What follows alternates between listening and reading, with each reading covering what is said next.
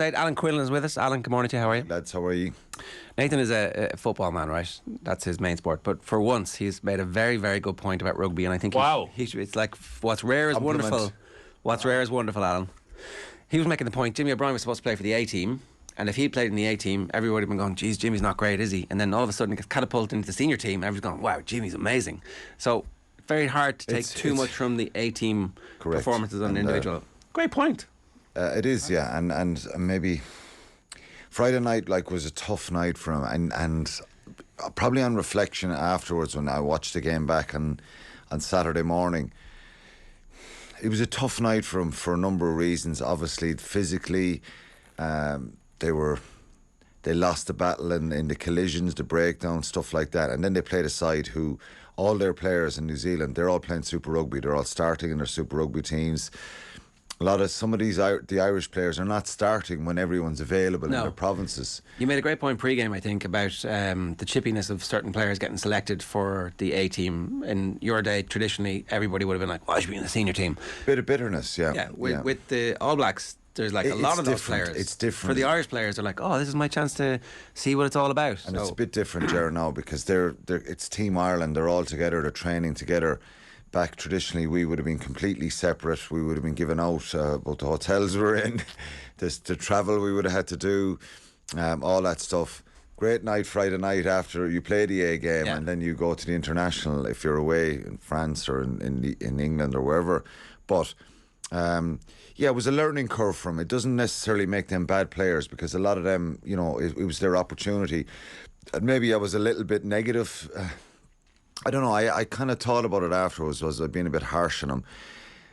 It wasn't really, you're not judging players individually. I think collectively they were all off a little bit, and it was something that they really need to understand. It's no harm that happens to them in that type Can you of game. understand, is the understanding that they're thrown together, and it's very, Ireland is so system-based, and knowing what your exact role is all the time, and those alongside you, that if everything isn't in place, it can fall apart quite easily? Well, I put it this way, Nathan, if they played again this week, you'd get a reaction, you'd get a much more energetic type alertness around the breakdown, around some of the New Zealand players, their strengths and stuff like that.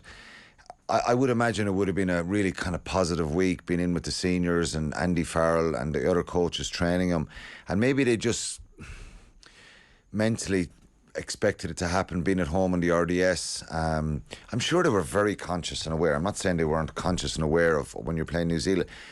Any sort of New Zealand team can do that to you at any stage, in the ITM Cup, if you brought one of those teams up, Super Rugby, they can cut you apart when they get on the front foot. So I just think they lost kind of early collisions, the way the game started, and it just kind of petered out for them. And they saw vulnerability. They saw a little bit of fragility in the Ireland defensive setup, because there's some very good players. You pick someone like Nick Timoney and Gavin Coombs, Cian Prendergast, the back row, obviously where I played, could those guys play for the national team? Of course they can.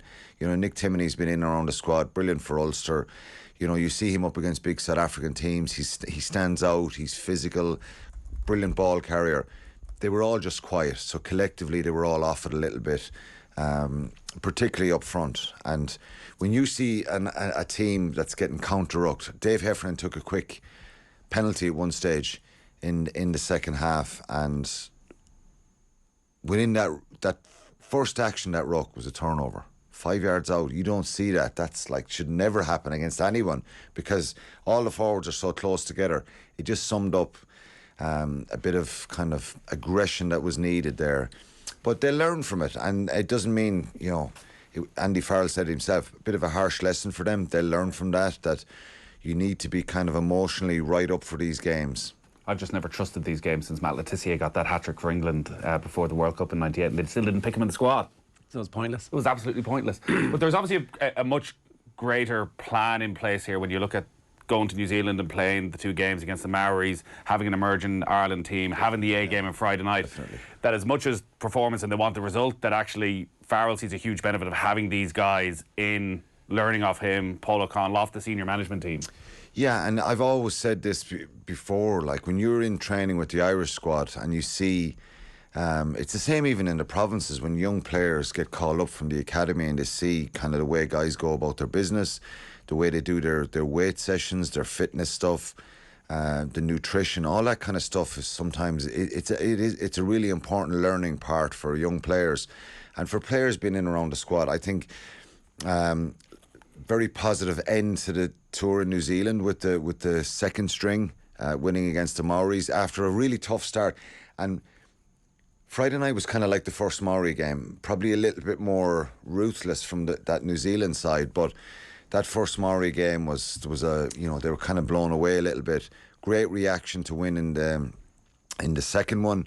Emerging Ireland really positive. So it's a bit of a learning curve for him. And well, he has strength and depth. David Nusifora, who in fairness has had a lot of criticism on this show, has spoken about what, do the same thing, expect the same results, do something different, trying we've said it, Ger, haven't we? After the last World Cup, what can we do different? What can Ireland do? Well, they've done something. Do we need to pick overseas players? Do we need to? Yeah. There was talks at one stage about a fifth province. I mean, I still think they should buy London Irish. It's it probably get pennies in the dollar at the moment, Yeah. Anyway, but that's not going to happen. And this stuff is different, and it's great. And the provinces weren't happy with the Emerging Ireland thing. Munster were probably the hardest hit, given that they needed those guys and with a lot of injuries they had. But if we're talking after a World Cup next year and say, well, why didn't we get past the quarter final? We're kind of shaking the tree a little bit, looking for different things to do here. Yeah, and they have to be commended for that.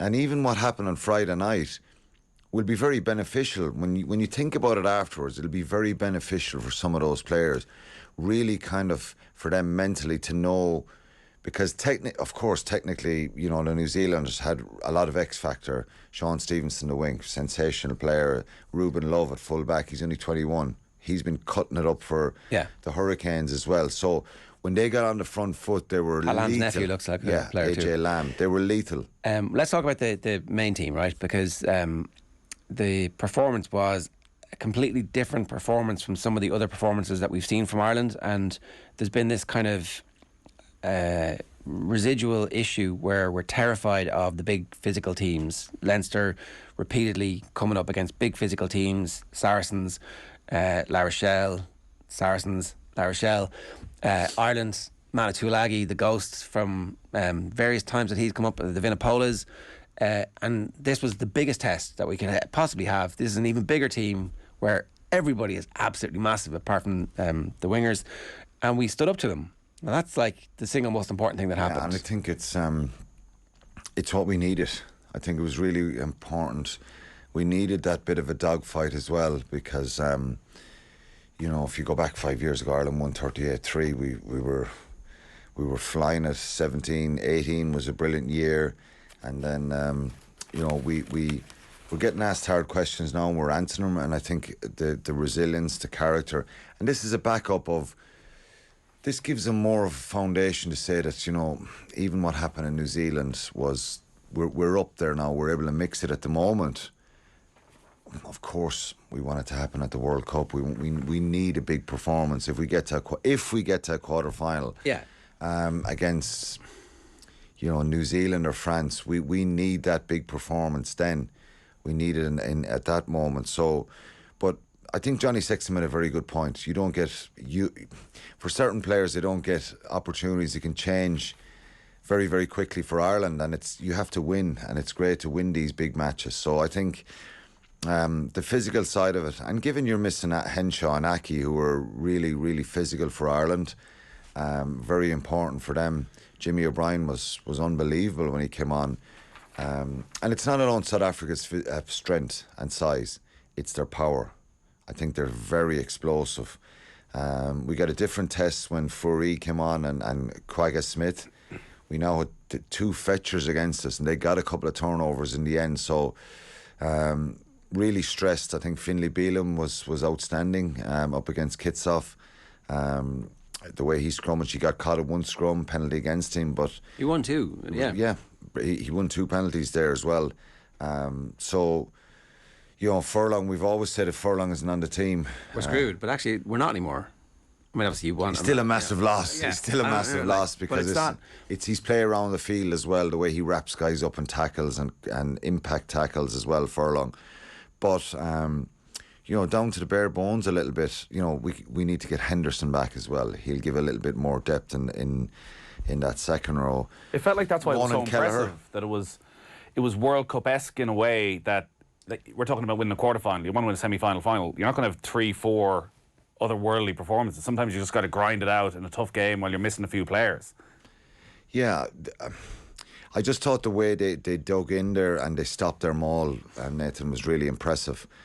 At times it was just wave after wave of these pods of runners coming around the corner, and they're so direct and so physical that Ireland were hanging on there. They were sore boys, I'd say, on Sunday morning, because they're very effective at that. And then Dialende at 12, Jesse Creel, they're very powerful players as well. Dialende, the man, he had a little bit of a... And then, you see Dialende running into him. But then he kind of... I thought Gary Ringrose was he showed his leadership qualities. When McCluskey went off, he went in at 12. He's carrying, he's tackling, he's decision making, when to give the pass, when not to give the pass. He was absolutely brilliant as well. I gave man of the match to Josh van der Fleer. It could have been James Ryan, it could have been Caelan Doris, it could have been Gary Ringrose. Hugo Keenan was brilliant. Could have been Jameson Gibson Park. Yeah, when he came on, he was sensational. But I just thought it was so attritional up front. I think it had to go to forward. Fair enough, yeah. Van der Fleer getting the try. The way he, even without the ball, he was the top tackler on the team, but he also, supported so many guys carrying the ball into the ruck, was first player there, cleaning out the ruck, his entry points in the ruck. What changed for Ireland in the second half was their speed of delivery. I think 70-something%, I can't remember the exact figure. I saw this graphic coming up on the screen. Their breakdown was less than 3 seconds. Right. And then you have Gibson Park just springing around the place. And they asked some questions. Obviously, the try, a little bit contentious there. Talks of maybe was it forward from Andrew Porter. Well, Finlay Bealham is standing with his back towards the South African line. It's the foot in the ruck that Razzie's bitching about. He's correct. He's correct. He is correct, yeah. Yeah, because Mustard, South Africa got pinged for one of them. But like, do you think Kolbe should have been sent off? I thought he should have been sent off. I thought it was... No, I didn't think he should have been sent off. Did he protect him? I thought the force into the ground wasn't what would require a red card, what would give you a red card. I thought Mac Hansen was able to put his arm out as well.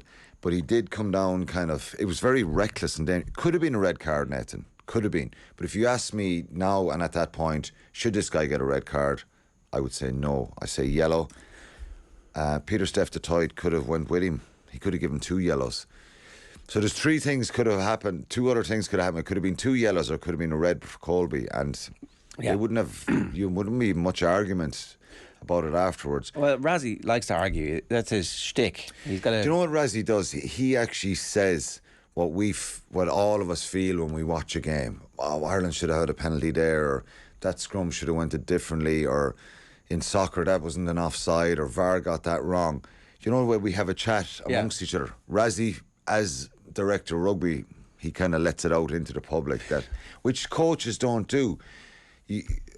Coaches in all sport are furious after the game. It takes time for them to calm down, and they have to go BPC. Sure, yeah. But then calmly, Razzie takes it to social media hours later and is like, well, I'm just going to put the bomb out there and see what happens. Part of me loves it.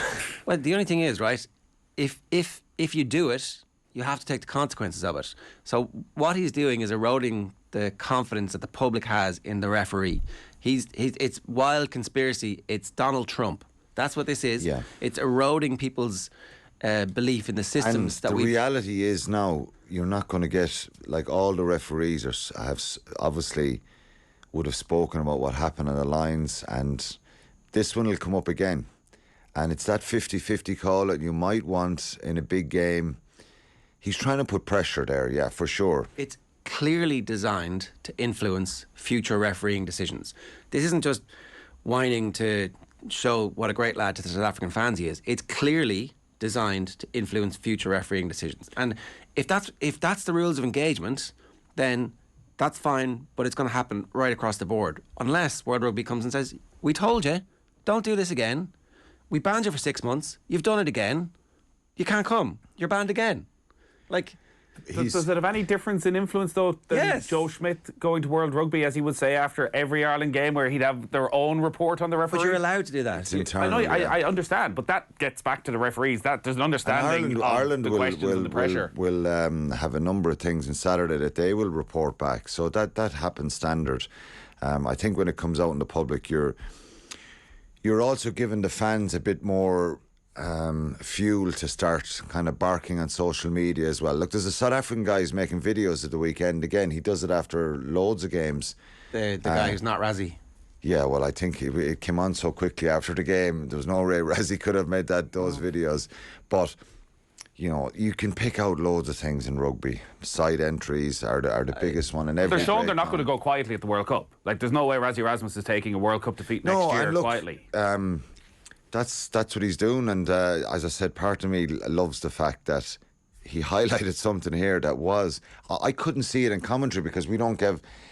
It's afterwards that picture comes up, not while we're on comms, but Dan Sheehan did kick the ball out of the breakdown, and they got pinned for one. That was probably more clearer, and there wasn't as many... Yeah. I don't know where the referee was standing for that one, but the next one was clearly kicked out of the breakdown and penalised. Yeah, yeah.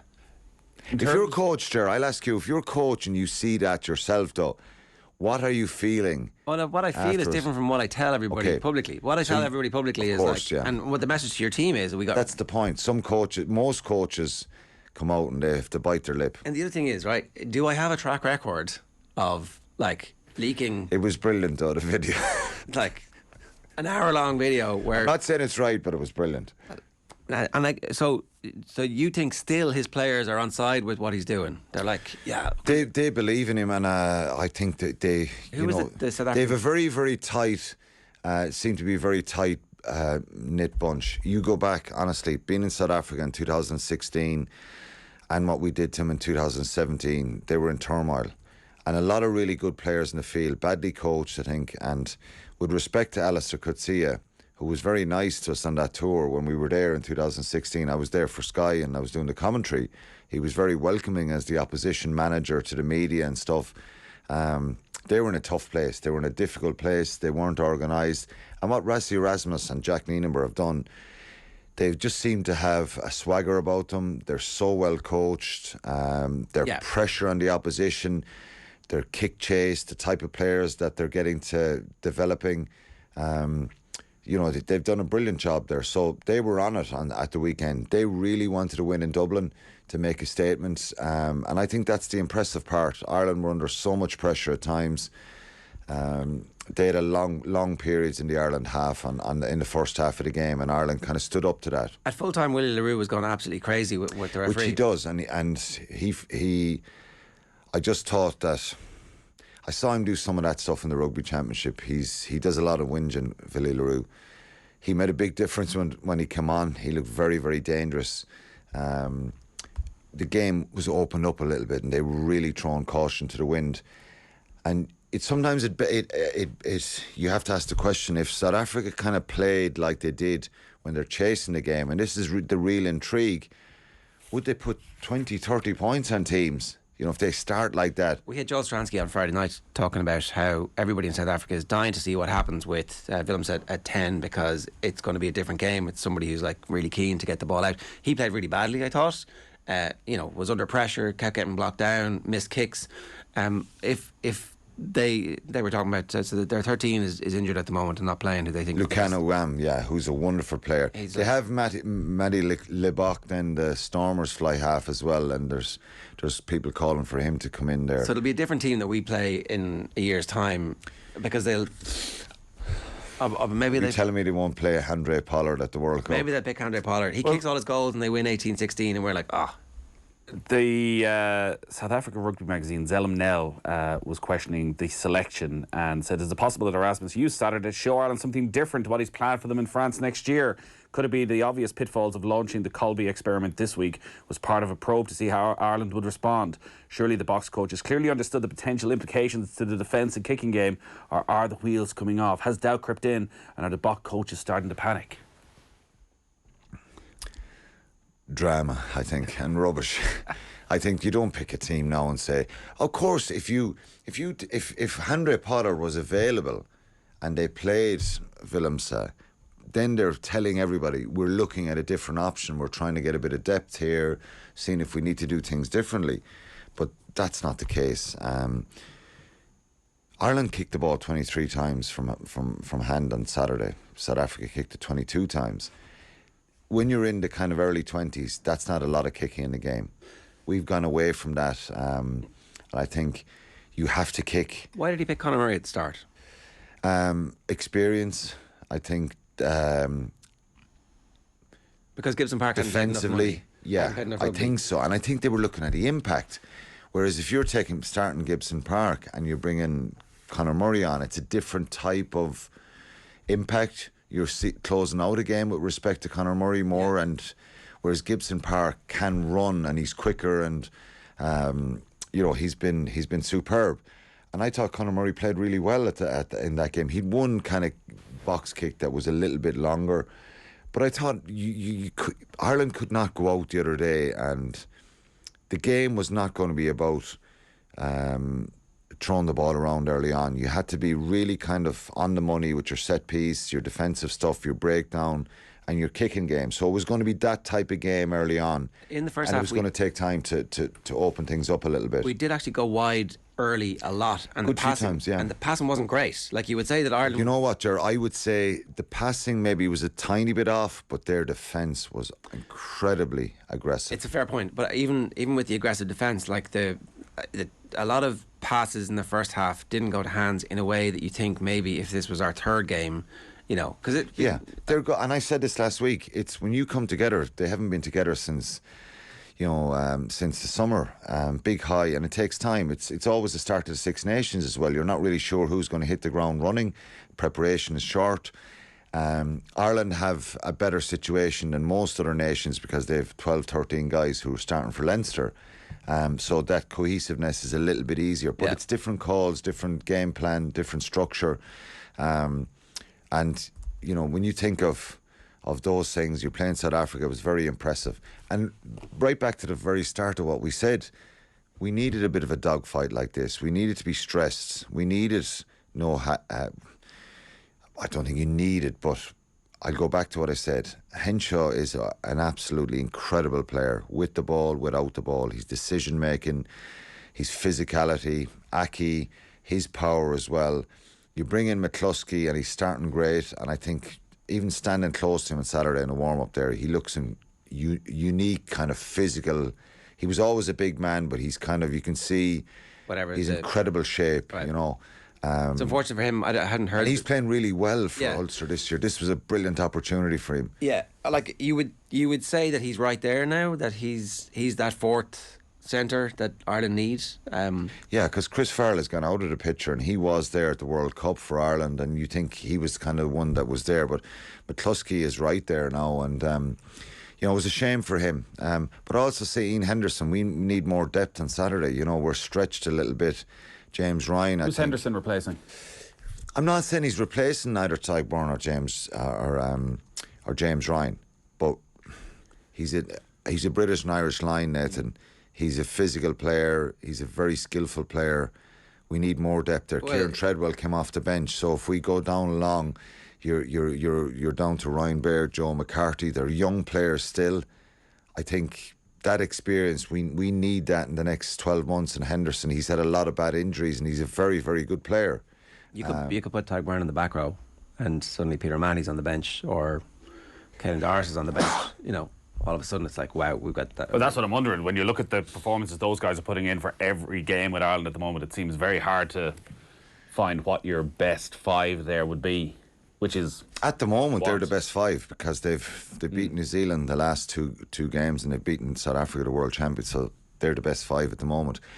I think James Ryan's form with Leinster and with Ireland, he's getting that real zip back in his game. His work rate is through the roof. I think he was brilliant again on Saturday, and that's a really, really big positive for Ireland. Caelan Doris was, what a footballer as well he is. That was sensational. Des Kirby's. Hi lads, hope you're well. Thanks, Des. Hope you're well too. Could you ask Alan Quinlan, why didn't Ireland play Joey Carbery against South Africa from the start? We know what the brilliant Johnny Sexton brings. Joey needs time at 10. The number 10 debate, which is as old as Irish rugby. Yeah, I think they wanted to win the game first and foremost, and unless Johnny Sexton gets an injury and rules him out, he's going to be starting at the World Cup. So I think Carbery started in France last year, did really well, and I just think he's trying to pick his best team here for South Africa. Yeah, well, I think the South African game is like, we're supposed to be the world number one and they're the world champions and beat the Lions. Let's pick our best team for that. I can understand why he did it, right? But you think now for the next 2 games, Frawley starts next week, Carbery starts the week after. You'll start with picking from England, picking for France in the Six Nations again. Yeah. That's what you want. Yeah. Well, I have to see. You have to see what it's like, right? Yeah. He did well in Paris, didn't he? They lost the game narrowly. Put Sexton on the bench for those games. Yeah, and that's. I think it will happen a little bit. There will be a bit of. But this is not down to Joey Carbery. Like, we're debating 3-4 weeks ago. Like, is Joey Carbery Munster's best out half? Well, I think he needs to put himself in a position over the Christmas that we're going into the Six Nations, and there's at least he's in such form that you go, all right, this guy might be the form number 10 in Ireland right now, but at the moment he's miles behind Sexton.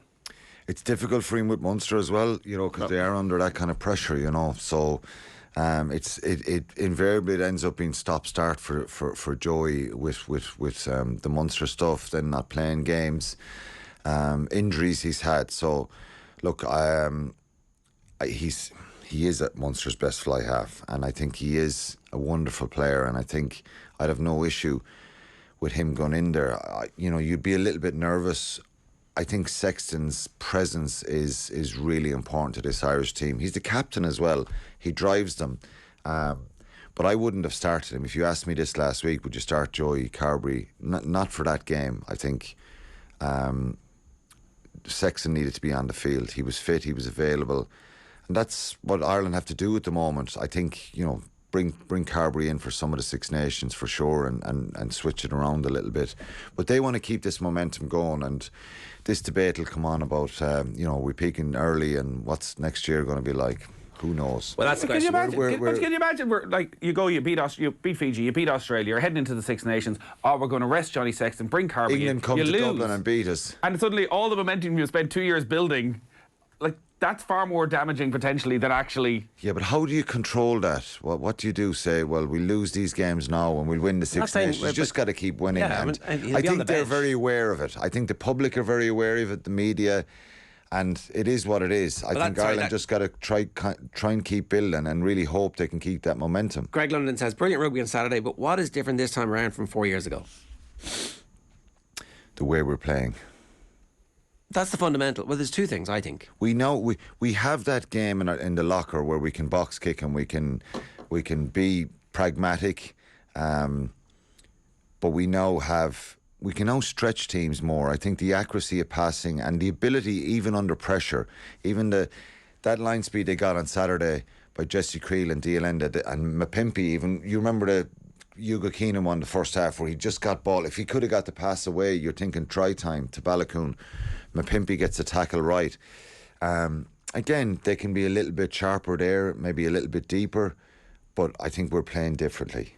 Like, I go back to New Zealand, the way they held on to the ball in Wellington, the options, and it wasn't wide stuff. It was small, intricate plays down the blind side, runners on the inside, support play, anticipation.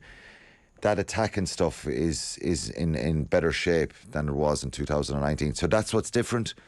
And the strength and depth is the other thing. We're a couple of injuries away from losing a game and being in a bit of turmoil because there's certain areas we don't have depth in.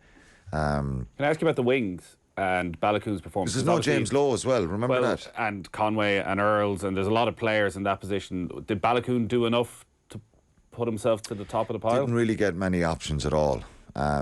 He was quiet in the game because he didn't. I think he did well under the high ball. He dropped one. So, not really a test for him. For some strange reason, he didn't have a lot to do. There was a lot more going on Mac Hansen's side of the wing. And obviously Hansen finishes the try, but Balakoon didn't get a lot to do. But is it Hansen +1 then? Anton always starts?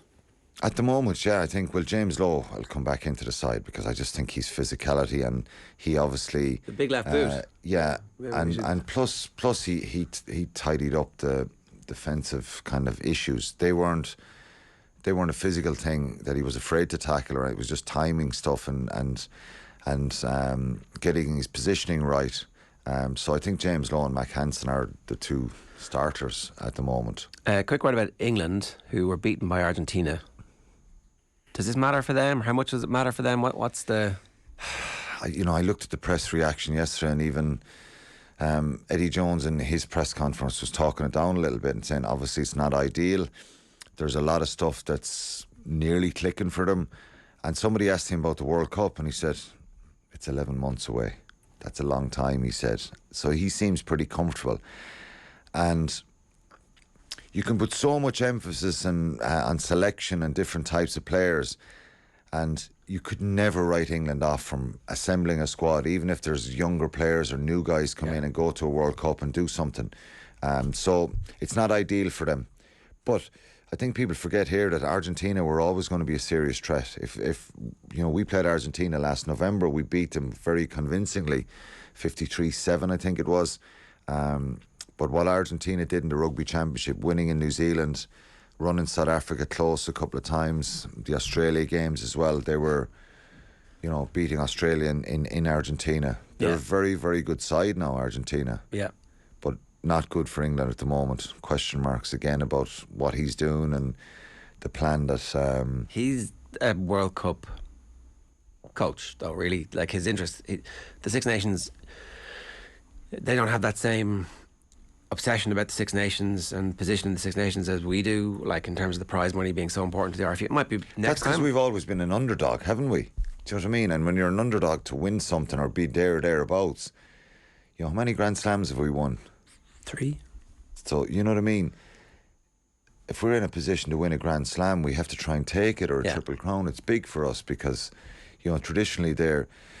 the mental switch about World Cups, that's been there for a long time, World Cups I was at, 03, 07. I remember in 07, leaving the Radisson in Dublin here, we were going to try and win this and get beyond the quarter-final, and everyone was determined. So 15 was the same. 11 in New Zealand. That was the one. Yeah, I think 11 and 15 were the ones where you play Wales in the quarter-final and Argentina. But even by the time we got to the Argentina, the 4 injuries and suspension had kind of... but that was a very good Welsh side as well, who probably should have beaten France in a semi-final. Warburton was sent off, so they could have easily been in a final. And look. Small margins, but anyway, Saipan next. 11 months away, but it was a good start to November. Look for at how Ireland. Deep the trauma is that after we beat the best team in the world, we're like, the World Cup. Where could it all go wrong? Here's the list. Not a bad weekend, though. No, it was a good weekend. Yeah, Villa did a good job on United for me, and Liverpool struggled. You're a Villa fan, of course. I am, yeah. Oh, yeah. Happy days. Absolutely. You forget about it for long periods, but this morning he's not all out there. For the general public United fans, it's just for my mates. If anyone's taking offence, they're always slagging me when Liverpool lose. So I didn't send any text messages yesterday anyway. I just stay quiet. But you can do it today. No, I won't. No, Southampton will come and beat us in Anfield on Saturday. But it was a good weekend for Ireland anyway, and a good start. Pretty good stuff.